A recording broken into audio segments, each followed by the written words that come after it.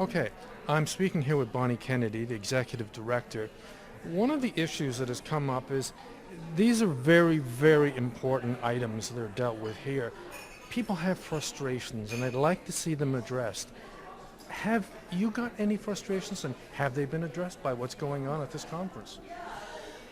Well, I think that it's a frustration. It's also a challenge that the adult learning network or the adult learning opportunities that we have in Canada are sometimes challenged by the focus of our public post-secondary institutions being on youth predominantly. For example, if you go on a college or university website, oftentimes you'll see a young high school graduate, 18 or 19-year-old, which is lovely because we understand that that is the key market for Canada's public post-secondary institutions.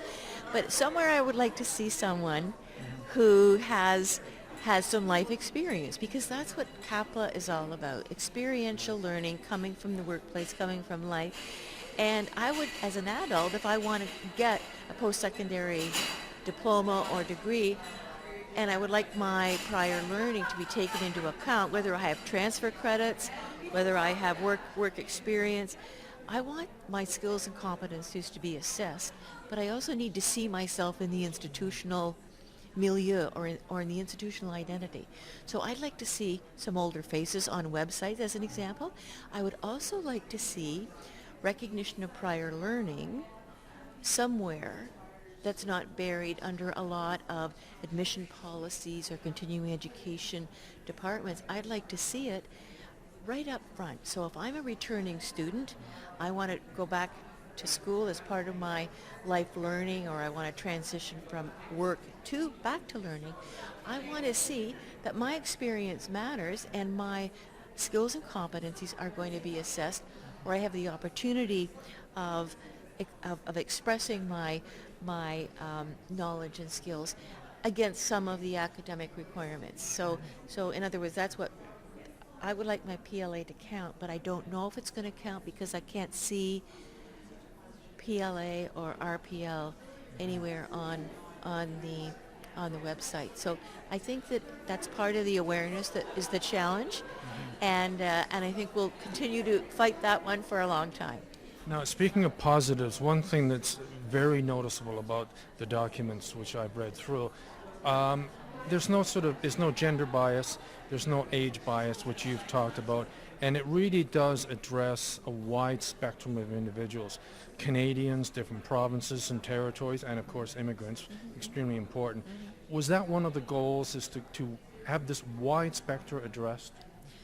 Well, I think it's a wide spectrum, a lot of different organizations, a lot of different users come together looking at RPL collectively because there are a lot of different contexts in which RPL takes place because we have people who are unemployed who may need to look at more school before they can access the job they want. So that's part and parcel, I think, of trying to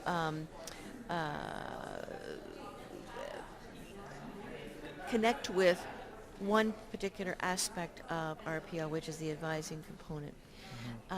There are so many different aspects to RPL depending upon the field of practice that the person brings forward.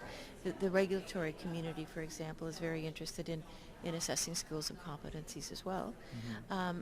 And it's because they are wanting to provide assessment services that are rigorous, so they protect public health and safety, but also they take into account learning from different cultures. And Canada is full of immigrants, and so it really behooves us to have assessors and advisors from different cultures and being sensitive to the learning that comes to us from other countries, because it's not just about Western knowledge, Western ways of knowing.